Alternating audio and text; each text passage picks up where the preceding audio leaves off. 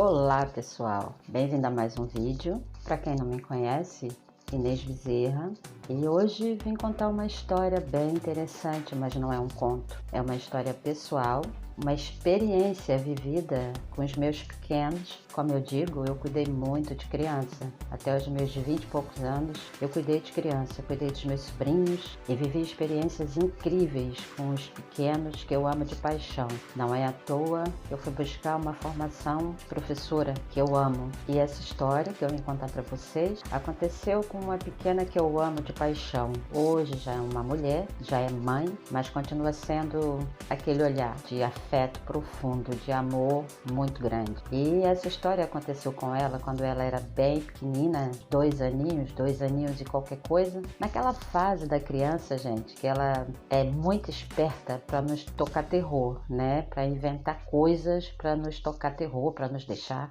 apavoradas. E ela fez isso comigo uma vez dentro de uma loja. Após eu contar essa história, eu vou falar para vocês uma coisa muito importante que ficou em mim e que eu jamais esqueci. Porque quando a gente vive uma experiência forte de medo, não é? Pânico até, porque me deu pânico, a gente aprende um bocado. E vamos à história. Fui eu, ela e a mãe dela, numa loja comercial grande, onde tínhamos o hábito de ir. Não vou citar o nome da loja, mas foi no Brasil, Rio de Janeiro. E fomos, né? Ela muito agarrada comigo, ela sempre foi muito agarrada comigo, um carrapato. E a gente olhando as coisas na loja, roupinhas para ela, roupinhas, enfim, pra gente. E eu precisei ir fazer alguma coisa, não lembro ao certo o que. Cheguei pra mãe dela e disse: fica de olho nela, que eu vou ali. Não fui muito distante não, gente, foi rápido. Que eu vou ali e volto. E pronto, fui sossegada, né? Porque passei o bastão pra mãe dela e fui. Olha, eu não demorei muito tempo não. E quando eu voltei, já fui com meu radar, olhei e não vi. E comecei já a ficar assim apreensiva, porque já tem aquela olhada assim no espaço provável que ela poderia estar. E não a vi, era um toquinho, uma bonequinha. E cheguei pra mãe e perguntei: olha, cadê a pequena? E ela estava aqui agora.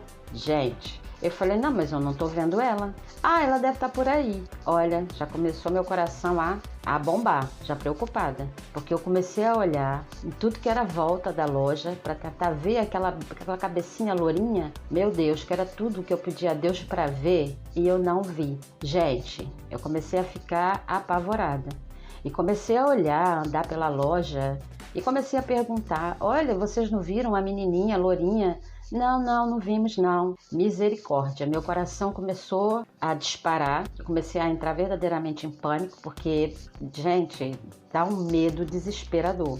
Uma criança que some da tua visão dá um medo desesperador. Quem é pai, quem é mãe, quem já cuida de criança, quem já cuidou de criança sabe do que eu tô falando. E eu comecei, gente, eu não achava ela. Eu ia para todos os lugares da loja, comecei a rodar naquela loja que não era tão pequena assim e não via aquela coisinha fofa, linda que era e é o meu amor maior. Aí me veio Deus, sempre Deus, me veio na cabeça assim: pergunta ao porteiro, né? Porque tinha sempre um guarda à frente da porta. E eu fui já assim, gente, eu já tava suando de medo. Aí cheguei perto do guarda, né? Do vigia da loja e perguntei: olha, desculpe, você... Porque a porta, gente, não era como é hoje, né? Aquelas portas que fecham, apesar que as portas de hoje, quando você chega por sensor e ela abre, a criança pode sair. E a porta era escancarada mesmo e era larga. E eu cheguei até o vigia e perguntei: olha, você não viu passar uma menininha pequenininha, lourinha, uns 2 aninhos, uns 2, 3 aninhos? Aí ele, eu não lembro exatamente a idade dela, gente, mas era nessa fase, que é uma fase muito complicada, é onde a criança mais tem criatividade para te deixar, para criar coisas para deixar você em pânico. E o vigia, com muita calma: não, olha, não vi não, moça. Ai, gente, não vi ela passar aqui não. Aquilo já me deu um alívio enorme, porque o meu pânico era que ela tivesse saído da loja. E voltei para a loja, falei: não, ela tem que estar aqui dentro. E comecei a procurar, e a mãe também começou a olhar dentro da loja. Só que eu, né, que conhecia ela muito bem, até porque lidava com ela 24 horas por dia, eu sabia tudo dela, e eu comecei a pensar, ela estava naquela fase, gente, de se esconder para ser achada, meu pai eterno. E eu comecei, aí me veio a minha intuição, que é do alto que vem, vai procurar dentro das araras, chama-se araras, aquelas araras redondas, né, toda, que faz um círculo de roupas.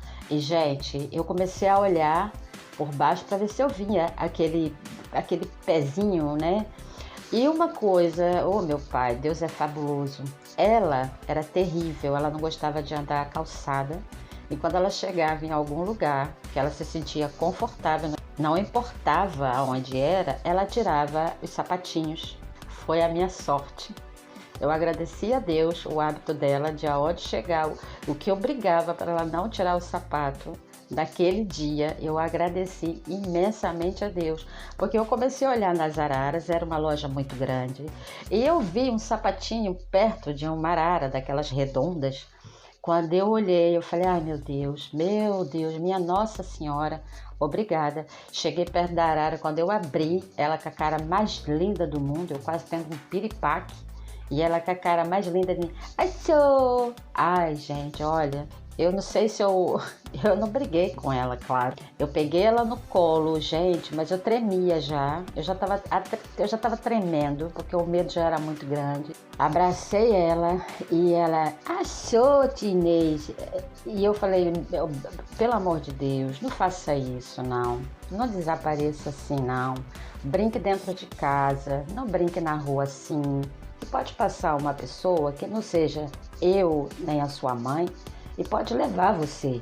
Ela ficou me olhando assim meio assustadinha, não é? Porque pronto, eu não gritei com ela, mas eu disse a ela, olhe, você não faça mais isso. Isso que você fez é muito perigoso. Porque pode ser que uma pessoa que não seja a mim, que não seja a sua mãe, que pegue você e leve. E você não vai ter mais a tia Inês, e você não vai ter mais a mamãe, você não vai ter mais o papai. E foi, gente, eu fui realmente pondo receios na cabecinha dela, apesar dela ser muito pequena, mas aquilo eu creio que fez ela entender um bocadinho que aquilo ali não era brincadeira para se fazer na rua, que ela poderia brincar sim, dentro de casa, se esconder onde ela quisesse, porque ela arrumava lugares assim exorbitantes para se esconder. Mas dentro de casa é dentro de casa, né, gente? A gente sempre acha. Mas na rua, dentro de uma loja comercial, com gente indo e vindo, olhe, eu vou dizer a vocês que aquele foi um dos maiores sustos que eu levei em toda a minha vida. Uma pequenina, que hoje já não é pequenina, é uma adulta, mas é o meu xodó. E mediante essa experiência que eu vivi, e isso me deu uma lição enorme, porque uma coisa que eu penso, gente, que uma criança, quando ela está sob vários olhares, vamos ver se vocês me entendem o que eu quero dizer aqui. Quando uma criança está num ambiente, mesmo que seja familiar, sobre vários olhares, ela não está cuidada por ninguém. Vou explicar para que vocês entendam.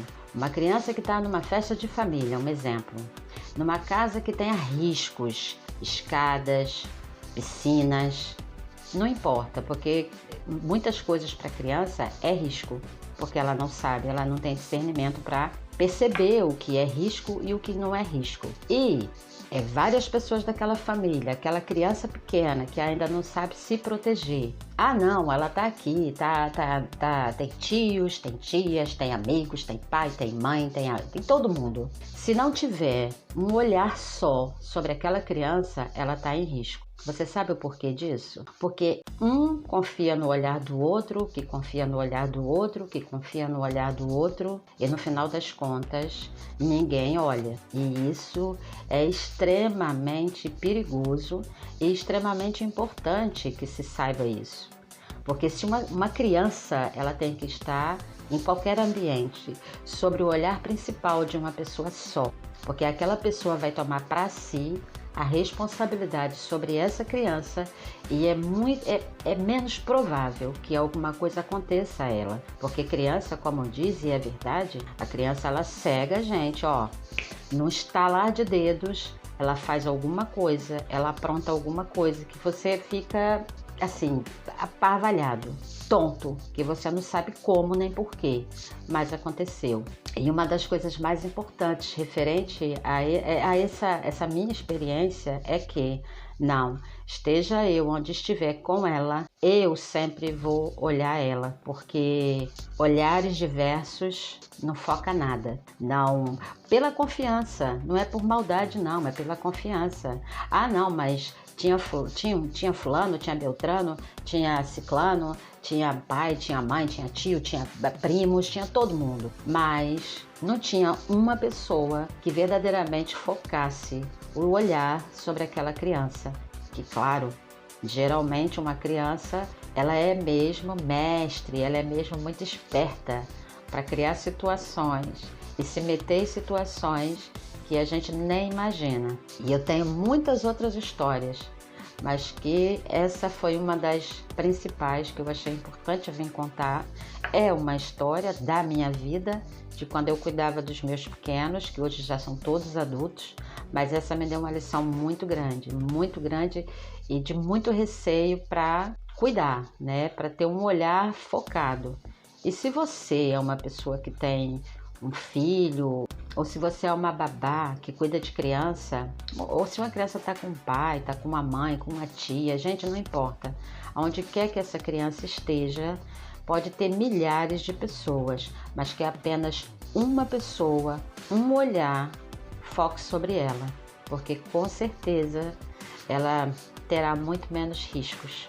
Porque uma responsabilidade tomada para si, ela é muito mais forte, muito mais segura do que um pouquinho de responsabilidade espalhada sobre várias pessoas. Um pouquinho de responsabilidade espalhada sobre várias pessoas não surte efeito, porque um vai deixar para um, que vai deixar para um, que vai deixar para um, que vai deixar para um, e no final das contas, ninguém se responsabiliza.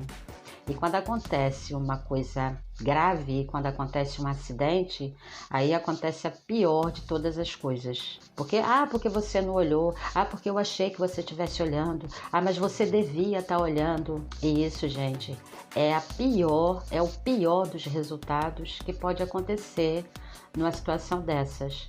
A culpa, a maldita culpa, porque a culpa, ela dá cabo de nós, ela atrapalha demais a nossa vida. E eu espero sinceramente que isso não aconteça a ninguém, porque é muito triste. E brevemente eu trarei uma história muito bacana que vai tratar referente a esse tema, culpa. Espero em Deus que vocês tenham gostado desse vídeo, que vocês curtam, que vocês compartilhem. E se gostar, se inscreva no canal e eu vou ficar imensamente agradecida. Que Deus abençoe cada um de nós.